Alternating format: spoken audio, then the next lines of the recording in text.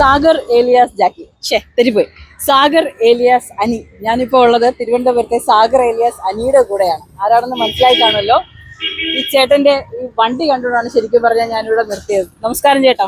എന്താണ് സാഗർ ഏലിയാസ് അനി എന്ന പേരിന്റെ രഹസ്യം? ഇങ്ങനെ പ്രോസിക്കാരനെ ഇങ്ങനെ ഒരു അഭിമുഖം ചെയ്തിട്ടുണ്ടായിരുന്നു. അപ്പൊ ഇക്ക ഞാൻ പറഞ്ഞു എന്റെ പേര് അനി എന്ന് പറഞ്ഞു. അപ്പൊ ഇക്ക പറഞ്ഞു അനി എന്ന് ഒരു വെറൈറ്റി ഇല്ല, സാഗർ ഏലിയാസ് അനി എന്ന് കൊടുക്കാന്ന് പറഞ്ഞു. ഞാൻ കൊടുത്തു. നമ്മുടെ വണ്ടി ഒരു പൂങ്കാവനമാണല്ലോ. ഞാനത് ഒരു 2-3 കൊല്ലം ഈ വണ്ടി എടുത്ത് അന്നോട്ട് ഈ വണ്ടിക്കകത്താണ് കിടക്കുന്നത്. എനിക്ക് വേറെ കൂടുതൽ വീടൊന്നുമില്ല. ഇപ്പൊ ഞാൻ 1 സെന്റ് വാങ്ങിച്ചു. ഇപ്പൊ അവിടെ തന്നെയാണ് കിടക്കുന്നത്. പിന്നെ ഇതൊക്കെ വെച്ചാൽ എനിക്ക് ഒരു ആൾക്കാർക്ക്, കൊച്ചു പിള്ളേർക്ക് ഭയങ്കര സന്തോഷമാണ്. അങ്ങളെ കൊള്ളാന്നൊക്കെ പറയുമ്പോ പിന്നെ എനിക്കും ഒരു സന്തോഷം. അതുകൊണ്ടായാലും വെച്ചാൽ പിന്നെ പോലീസുകാർക്ക് എന്നെ കാണുമ്പോൾ വലിയ കാര്യമാണ്. അതുകൊണ്ട് പിന്നെ അങ്ങനെ തന്നെ മുന്നോട്ട് അലങ്കരിച്ചേക്കുക. പൂക്കളും തോരണങ്ങളും ഒക്കെ കൊണ്ട് ഇങ്ങനെ പ്രകൃതി രമണീയമായ ഒരു വണ്ടി എന്ന് വേണമെങ്കിൽ പറയാം കേട്ടോ. അടിപൊളിയാണ് കേട്ടോ വണ്ടി. ഇതുപോലൊരു വണ്ടി തിരുവനന്തപുരത്ത് വേറെ ഇല്ലെന്ന് തോന്നുന്നല്ലേ? ഞാൻ തന്നെ വെച്ചിട്ടുള്ളത്. ആണോ? ഞാൻ കൂടുതൽ RS-ലാണ് ഓടിക്കൊണ്ടിരുന്നത്. RS പാഷനിലൊക്കെ ക്യാൻസർ രോഗിക്ക് സൗജന്യ യാത്രയും കാര്യങ്ങളും. എല്ലാവരും 10 ഓട്ടോ എടുക്കുമ്പോൾ എനിക്ക് അതിനേക്കാളും കിട്ടും. എനിക്ക് പൈസ ഒന്നും കഴിക്കില്ല. ഞാൻ പാവങ്ങളെ സഹായിച്ചിട്ടുണ്ട്.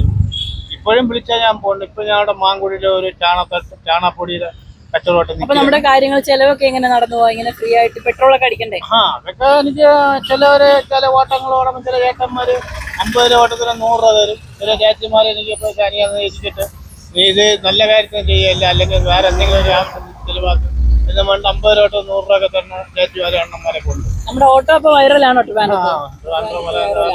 പേരെന്താ? എന്റെ വണ്ടിയുടെ പേര് പവാനി, ഒന്ന് റബേക്ക. ഈ പവാനി എന്ന് പറഞ്ഞാൽ എന്റെ അച്ഛന്റെ അമ്മയുടെ പേരാണ്. ബാക്കിൽ കൊടുക്കണം റബേക്ക. അതെന്റെ അച്ഛന്റെ അമ്മയുടെ പേരാണ്.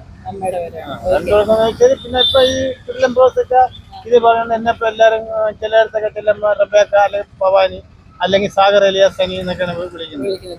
നമ്മുടെ വണ്ടി ശരിക്കും പറഞ്ഞാൽ കാണുമ്പോൾ നമുക്കറിയാം ഒത്തിരി പഴക്കമൊക്കെ ഉണ്ട്. അപ്പൊ ഇതിന്റെ മെയിന്റനൻസ് പണികൾക്കൊക്കെ കാശൊക്കെ വേണ്ടേ? അതുകൊണ്ടാണ് ഇപ്പൊ ഇങ്ങനെ ഇട്ടുണ്ട് നടക്കണം. ഇപ്പൊ ഒരു പുതിയ വണ്ടി എടുക്കാനുള്ള പൈസ വേറെ വരുമാനം വല്ലതും ഉണ്ടോ? ഇല്ല, നമുക്ക് കച്ചവടവും കാര്യങ്ങളൊക്കെ തന്നെ.